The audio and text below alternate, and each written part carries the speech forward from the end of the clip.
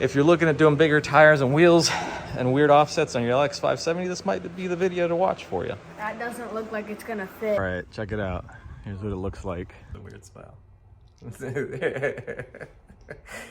Welcome back to the channel. Today we're going to be putting some big giant tires on the 2017 LX570. Now if you got one of these or you've been around one, you can tell it looks a little tall. That's because I have it set to high. The LX570, unlike the Land Cruiser, has dynamic suspension that is hydraulically controlled both in dampening and height. And you can set it to low, normal, or high. And right now it's set to high just so I have a little bit more space to work on things. And once we put the new tires on, what we're going to have to do is also do what's called a sensor lift. What that means is that we're going to adjust the sensors on the two front corners and also in the back to trick the computer into thinking that it needs to sit up higher when in normal. So when it thinks it's in normal mode, it, based on the sensors, would think that, oh, I'm not high enough, and it would raise up the vehicle. That way, we basically get about a 1 3/4 inch, maybe a 2-inch lift without having to add or modify anything other than just adjusting the sensors. We've got our 2-ton jack ready to go and our big old DeWalt impact. If you don't have one and you work on your car, I would highly recommend one. I'll put the link down in the description below. And we've got all of our impact sockets. You want a 22 millimeter. 22 millimeters is what's going to fit the OEM lugs. And you want to find your wheel lock. If you have OEM wheel locks that look like that, it's more than likely in your glove box and a little black pouch, or maybe in the toolkit or the storage area in the trunk. So before I put the jack up on the truck and start lifting it up, I'm going to loosen all 5 of these, and then we'll put the jack, and I won't take them off, just loosen. Then we're going to put the jack under the truck, lift it up, and then take them off the rest of the way and remove the wheel. Before I forget, these are the massive wheels and tires that are going on there, right there. Bought them from a local Tundra guy, so they are offsets for a Tundra, and they're really meant for a Tundra, but the Tundra and the Land Cruiser and the LX570 share the same hub diameter, so they're going to be hub-centric wheels.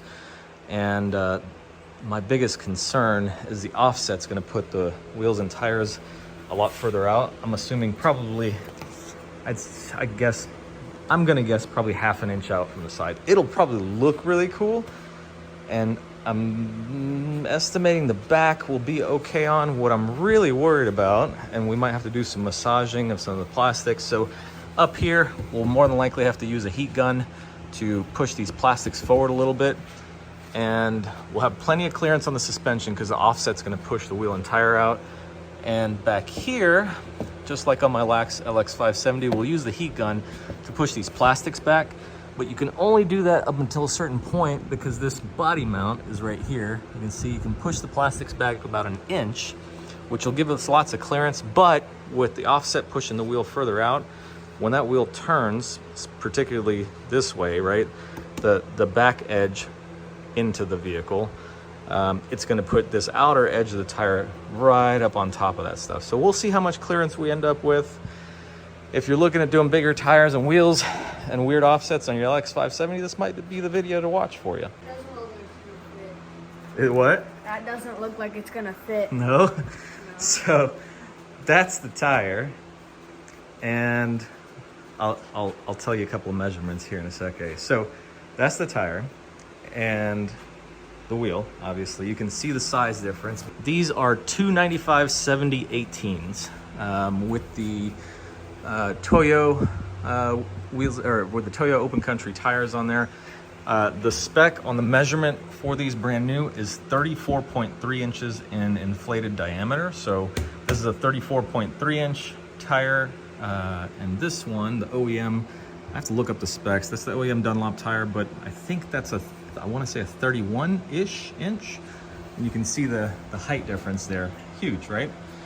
But you got to keep in mind, this tire is not going to sit all the way up here because where the hub mounts to the wheel is going to be up higher right here. So the hub mounted to the wheel is actually going to raise the car up to probably right around here. We've got about 2 inches of lift right now from the hydraulic suspension being in high mode. And then we're probably going to gain another 1.5 inches or so because that hub is going to bolt to this wheel, and it's all going to be up higher. So this distance will be a little bit bigger, won't be quite as tight. Car will be sitting up higher, and then we'll have to look at clearances and everything all over the place. We've got the wheel and tire off. It's sitting over there. We're going to roll that guy over here and fit it up. This is what I was talking about when I said the hub diameter and the wheels being hub centric. So anytime you put wheels on a car, especially aftermarket wheels, you really want to make sure that your new wheels inner bore is the same as the outer bore of your hub, which is this diameter right here. Otherwise, if you end up with some wheels that are not the same hub diameter, you'll end up with the wheel potentially not sitting centered completely like it should, like the OEM wheels were designed to do, and all you're depending on is the lugs to hold them centered. And that's not a good way to do it, obviously. So these wheels and the new aftermarket wheels that came with those, they are hub-centric. They are built for the Tundra, spec for the Tundra, and it's the same hub diameter on the LX570 and Land Cruiser. Before we put the tire on and the wheel, what we're gonna do is adjust the sensor since we've got everything out of the way. If you're looking here, this is the passenger side. This is the sensor you need to adjust. So this little bar right here, it is in one place up here, doesn't move. It's attached to the upper control arm. And then the bottom, you see it's in a slotted hole with room for adjustment. Now what we're gonna do is undo this nut and slide this further up, all the way to the top. We can always adjust it down later, but I'm gonna adjust it all the way to the top. So essentially undo this, slide the stud all the way up to the top, and then tighten up the nut. I've slid it all the way to the top, tighten up that nut, and we're good to put the wheel on. Now, when you're loosening or tightening this, you want to put one wrench on, it's hard to see, on this side. It's got a little hex on this side. Otherwise, if you just turn this, it's just going to keep twisting the stud and the ball. So put a wrench on here, then use one on this side to loosen up this nut. Keep this one stationary and turn this one.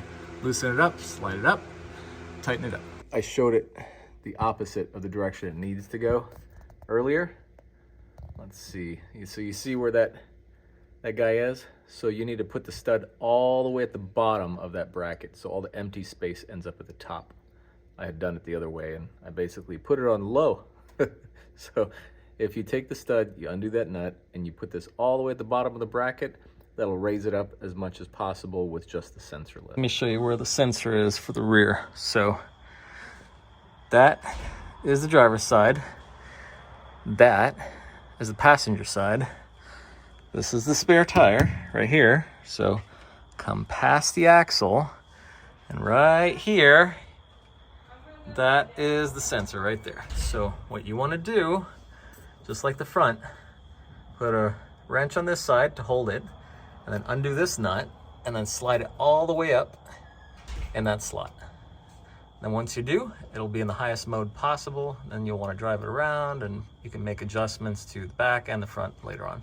But first, you want to just get all the lugs on by hand. The lugs that the gentleman gave me with these wheels, or these guys, the factory lugs won't work. That's the other thing. Make sure you've got the right lugs for your wheels. Some wheels will use acorn style lugs. Some wheels will use the shank style lugs. The OEM are shank style. Right there, you see how it has a shank. The shank goes into the hole in the wheel and it helps center it. And these wheels, they use an acorn style lug like that. Kind of looks like an acorn on the end, and if you look closely, it has a particular angle.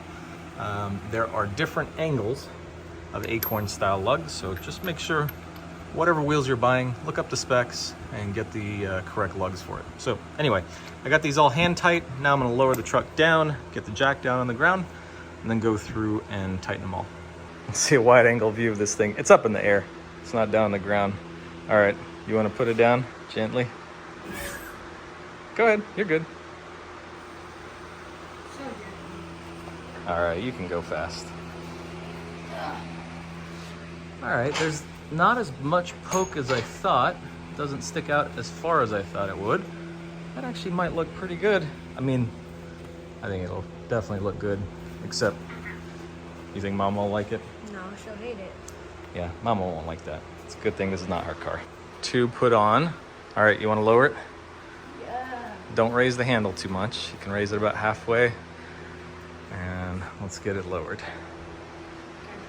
Sure, go for it. All the way down. There you go. Whoa, that is really tall. I don't know if you guys can tell in the video. That is really tall, especially in the back. All right, let's check the back real quick. I got clearance for days everywhere. I think we'll be back fine in the back. If you wanted to off-road this and you wanted to stuff the tires, I think this is mostly street use for us with some light trail use, but if you wanted to go like rock crawling and you expect to be stuffing the rear tire all the way in, you don't want offsets all the way out here. So these wheels are a plus 12. They're 18 by 9.5 plus 12 offset. You probably want a plus 25, a plus 30, and that would essentially be the same size wheel, but the offset will be way further in. Like a plus 30 would put that far enough in to where you could potentially stuff the whole tire up in here and get past the fender without rubbing anywhere. And then same with the front, you'd have an easier time with clearance for turning and all that stuff, because your actual turning radius would be a much smaller circle instead of being so far out. Here's where we're at so far. So the truck's back on the ground. This is where everything's lining up while it's in high. As far as how it looks, it's got a great stance. All right, check it out. Here's what it looks like.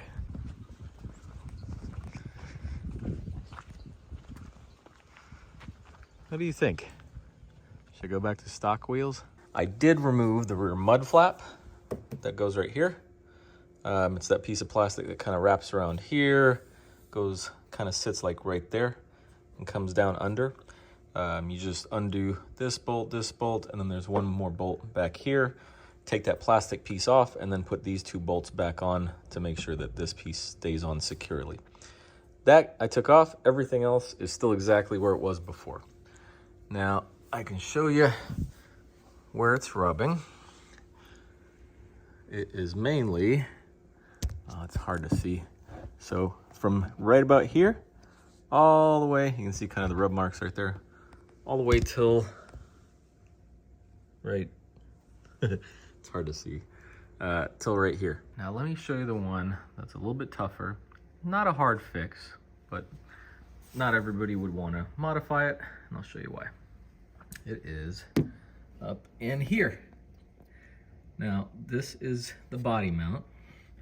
That big rubber puck right there is the body mount. This is the body, this is the frame, and that's the rubber puck that sits in between the body and the frame. What happens when you want to put a larger tire on is your body mount rubs into it. You hear a lot in the Toyota 4Runner community, the Tacoma community, the Tundra community, and it's starting to be more common in the Land Cruiser community. I'm gonna do a BMC, a body mount chop. B like boy, M like Mary, C like cat, body mount chop, BMC. And really what they're doing is cutting the corner off of this metal piece of the body mount. So your body mount stays right where it is, but you'll basically take and cut from right about here to right about there. And that pushes that contact point further back. You can see this little tiny shiny spot. That's the only place where it makes contact on my particular wheel. If you wanted to go up to 35s, you'd have more contact. These are 34.3. I went ahead and removed the little speed flap thing, that guy, and a couple bolts on the bottom down there. And I drew a rough line of where I think I want to cut. Initially I went all the way over there, but I think I'm going to start further in. Right here first, all the way up and over, and I'm going to stop right before this hump right here and go all the way down. And then I'm gonna cut on the bottom as well, where you see that line. I'm gonna try using some tin snips, lots of different shapes and varieties of tin snips. These are meant to cut thin sheet metal, and I think hopefully they'll be able to cut through that hard plastic material. If not, I've got my trusty angle grinder with a metal diamond tip cutoff wheel that's meant for cutting metal. That's meant for cutting like sheet metal, bars of steel stock, things like that. That'll work for sure, but if I don't have to, I don't want to mess with that. Let's try the tin snips first. Ignore that first line. This long one, that's where I'm going to cut. You can get a visual right there if you're trying to do the same thing. Let's see if that works. There's that piece right there, and there's the cut. Just want to show you how easy these things cut. I was actually surprised. Part of the reason I was thinking about sending these tires off to Facebook Marketplace or Craigslist and getting rid of them, getting a different offset, was because I was dreading having to do all this cutting, because I've done it with those tools before, the cutoff wheels, and it just makes a bunch of melted plastic everywhere. It's hard to just clean up the edges, a lot of sanding, a lot of work. It's not hard, it just takes a lot of time, but check out how easy these work. I'm gonna put the link down in the description for these, where I got them on Amazon, but you can get them at Lowe's, Home Depot, wherever. They're just 10 steps, so check it out. You ready? Look, this is just one of the pieces off the car, right? Look how easy that is. I'm not even pressing very hard. The hardest part is these corners, but they got a little more structural integrity because you've got the little shape section, but even those are easy to cut. Look at this. Oh my God, that's so easy. This is fun. All right, that's it. And then in the front, I went straight across here instead of going down at an angle. I like that better. Looks a little neater and gives a little bit more clearance. I went ahead and did the same on the other side. Went straight across. Looks a little bit cleaner. So now we're gonna go take it for a drive and see how badly we still rub anywhere. This guy is still rubbing, so what I'm gonna do is trim right here. And with that metal bracket, you know, I was thinking about it. I don't really feel like cutting it. I'm gonna put, after I cut this piece off, I'm gonna put some vice grips on there and just bend it inwards, so basically bend it back. And that'll get it out of the way. I'm gonna show you the line I'm gonna be cutting. So that's the line down here. Should make a nice smooth cut. And this one I'm gonna cut up here. I started on the driver's side, so I cut along here. And then this plastic piece has a retainer that's set into it for this to set into, so I didn't cut here. Instead, I just, see that piece? I left that stub and I cut right along the same edge so I can still use this fastener to keep this firm. So I'm gonna put that bolt back in. And I cut from here all the way up. I didn't end up going down. I cut up all the way and I got rid of that fastener and that piece that was there. And lastly, there's this white insulation material. It came down to about here. All I did is fold it up, made a little U-turn and put it back up underneath there so you can't see it. That's the back of the wheel. This is the last piece. So this is that plastic piece that had just the one fastener holding it on to the plastic wheel well liner. And what I'm gonna do is just put some vice grips on this and fold it back to where, I'm gonna try to fold it along this edge right here to where we can just push it all the way back. And there we go. Got it folded back as far as I could, about a 90 degree. It's plenty out of the way. So I'm gonna put this bolt back in. We'll be done here, and let's go check the other side. So here's the final cut. I took it for another drive, didn't get it on video, but this is it. No rubbing anywhere, we are good to go. If you want a point of reference, at least on a 2016 through 2021 LX570, might be similar on other ones, but this fastener, about an inch above that fastener, straight across on this side, and the same on this side. Find that fastener, go 1 inch above it, go straight across. You got tons of clearance for days. And that's it. We're good. I'm really happy with this. So all up close on the video, it looks like there's big giant holes everywhere, but look at it from far away. That looks totally normal. Nobody can even tell that was trimmed. My wife couldn't tell. That, I mean, I can tell, she can tell if she looks, but it's cut so nicely straight across and the bottom's cut to where it looks like it's part of the bumper. You can't really tell unless you're the one that did all the cutting. I like the way the wheels fill out the wheel well, and I kind of like the offset.